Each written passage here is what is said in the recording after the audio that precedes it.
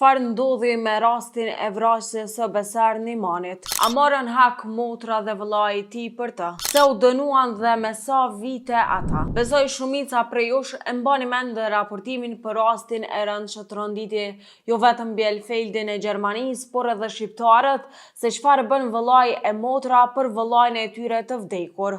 Bëhet fjalë për vrasjen e bokserit nga Mitrovica Besar Nimani, i cili u vra në qytetin gjerman në pikë të ditës në mars të vitit të kaluar, por askush se kishte imagjinuar që pas kësaj vrasje do të ndodhnin edhe ngjarje të tjera të errta, por së pari t'ua rikujtoj ngjarjen.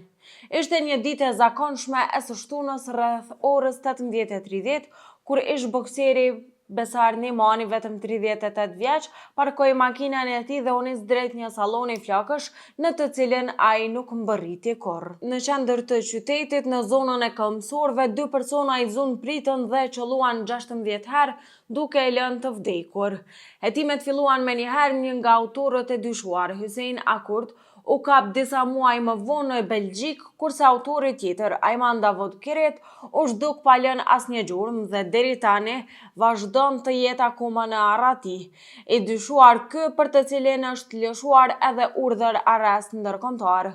E motivi asnjëherë i qartë, por hetimet flisnin për larje hesapesh në botën e krimit, dhe këtu fillon kapitulli tjetër i kësaj drame. Pas vdekjes së Besarit, familja e tij e shokuar, e lënduar dhe e bindur se organet e drejtësisë nuk po bënin mjaftueshëm, u gjetën përpara një gjendje të tensionuar.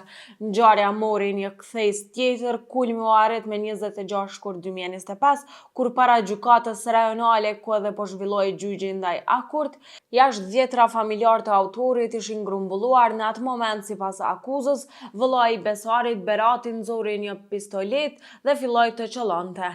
4 burra ranë në tokë të plagosur rënd, në mes tyre babai i autorit dhe vëllai i tij, që u përpoq të arratisej, por u ndoq dhe u qëllua në gjuhë. Vetëm bllokimi i armës i dha fund masakrës, duke shmangur një tragjedi edhe më të madhe.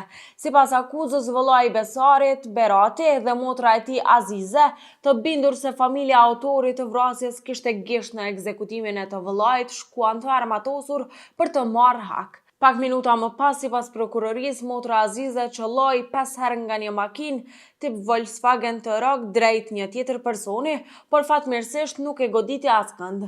Më pas u largua me vrap nga vendi i ngjarjes, por pak ditë më vonë u vedorzua në polici.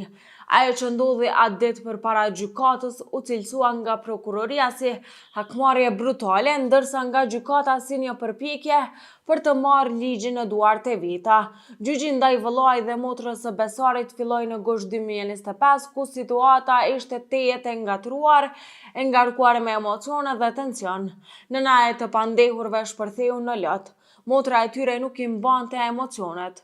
Familjarët e tjerë u lërinin pa drejtësi, ndërkohë prokuroria e quajti veprimin sulm të pabesë të motivuar nga hakmarrja. Berati nga qelia dërgoi një letër ku pretendonte se nuk kishte dashur ta vreste, por vetëm të mbrojë, duke thënë se ishte ndjer i kërcënuar, por gjykata nuk e besoi këtë verzion të tij. Në letër që Berati e kishte dërguar nga paraburgimi shkruante: "Nuk doja të vresja, duhej të bindemi ligjit, u ndjeva i kërcënuar."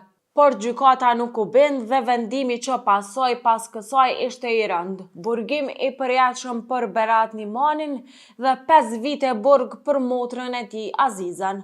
Rasti ende nuk është mbyllur plotësisht, sepse një nga autorët e vrasjes së Besarit është ende i lirë, por një gjë është e qartë: vala e dhunës dhe hakmarrjes që nisi atë ditë të marsit të vitit 2024 vazhdon të lërë plagë të hapura në të dy familjet.